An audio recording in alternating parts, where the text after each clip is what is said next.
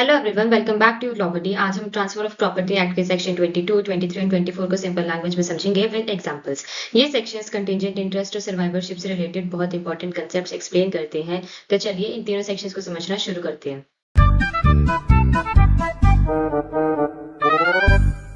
Section 22 जो है ये बताता है कि अगर प्रॉपर्टी का ट्रांसफर किसी क्लास यानी कि ग्रुप के मेंबर्स के फेवर में किया जाता है और कंडीशन होती है कि सिर्फ वही मेंबर्स प्रॉपर्टी पाएंगे जो एक पर्टिकुलर एज अटेन करेंगे, तो जो मेंबर उस एज तक नहीं पहुंचता उसमें इंटरेस्ट वेस्ट नहीं होता, यानी उसका कोई लीगल राइट क्रिएट ही नहीं होता।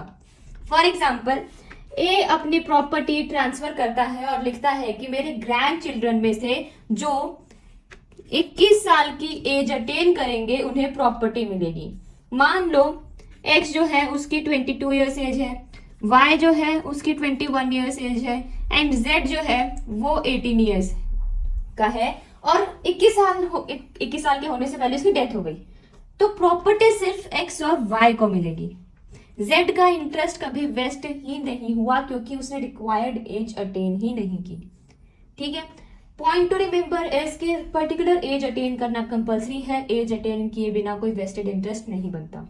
इसके बाद हम बात करते हैं सेक्शन 23 के बारे में, जो कि बात करता है transfer contingent on happening of specified uncertain event के बारे में। अगर प्रॉपर्टी किसी पर्सन को तब मिलेगी जब कोई स्पेसिफाइड अनसर्टेन इवेंट होगा और उस इवेंट के होने का कोई टाइम मेंशन नहीं किया गया, तो इंटरेस्ट तभी सर्वाइव करेगा जब वो इवेंट इंटरमीडिएट इंटरेस्ट खत्म होने से पहले या उसी टाइम पर हो जाए। अगर इवेंट उसके बाद होता है इंटरेस्ट फेल हो जाएगा। जैसे कि इसका भी एक एग्जांपल लेते हैं, ए ट्रांसफर करता है प्रॉपर्टी बी को लाइफ के लिए, उसके बाद सी को प्रॉपर्टी मिलेगी अगर सी जज बन गया, लेकिन ये नहीं लिखा कि जज कब तक बनना है। अगर बी की डेथ हो गई, सी अभी जज नहीं बना था, बाद में सी जज बन गया, तो सी को प्रॉपर्टी नहीं मिलेगी। क्यों? क्योंकि अनसर्टेन इवेंट बी की लाइफ इंटरेस्ट खत्म होने से पहले या उसी वक्त नहीं हुआ, इसलिए इंटरेस्ट फेल हो गया। पॉइंट टू रिमेंबर इज अगर टाइम मेंशन नहीं है तो इवेंट को प्रेसिडेंट इंटरेस्ट के एंड होने से पहले कंप्लीट होना जरूरी है। फिर नेक्स्ट हम बात करते हैं सेक्शन 24 के बारे में। ये बताता है कि अगर प्रॉपर्टी को स्पेसिफाइड पर्संस को ट्रांसफर की जा रही है और लिखा है कि जो लोग उस टाइम जिंदा होंगे उन्हें प्रॉपर्टी मिलेगी, लेकिन ये नहीं बताया गया कि कौन सा एग्जैक्ट टाइम, तो लॉ मानता है कि रेलेवेंट टाइम होगा जब इंटरमीडिएट या प्रेसिडेंट इंटरेस्ट एंड होगा। उस वक्त जो पर्संस अलाइव होंगे सिर्फ वही प्रॉपर्टी पाएंगे। ये रूल तब अप्लाई होगा जब ट्रांसफर डॉक्यूमेंट में कॉन्ट्ररी इंटेंशन ना हो। इसको भी एक इलस्ट्रेशन के साथ समझते हैं। ए जो है वो प्रॉपर्टी ट्रांसफर करता है बी को फॉर बीज लाइफ इंटरेस्ट।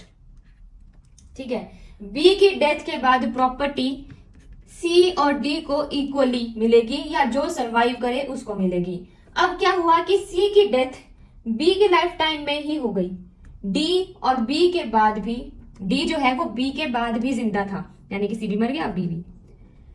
जब बी की डेथ हुई प्रॉपर्टी सिर्फ डी को मिली क्योंकि रेलेवेंट टाइम पर सिर्फ डी अलाइव था। एक और एग्जांपल लेते हैं कि ए जो है ये बोलता है कि प्रॉपर्टी पहले बी यूज करेगा लाइफ टाइम तक, उसके बाद मेरे दो नेफ्यूज एक्स और वाई जो उस टाइम अलाइव होंगे उन्हें प्रॉपर्टी मिलेगी। अगर एक्स पहले ही मर गया, वाई बी की डेथ के टाइम अलाइव था, प्रॉपर्टी सिर्फ वाई को मिलेगी। ठीक है, अगर आपको ये वीडियो यूजफुल लगी हो तो वीडियो को लाइक करें, शेयर करें और चैनल को सब्सक्राइब करें। Thank you.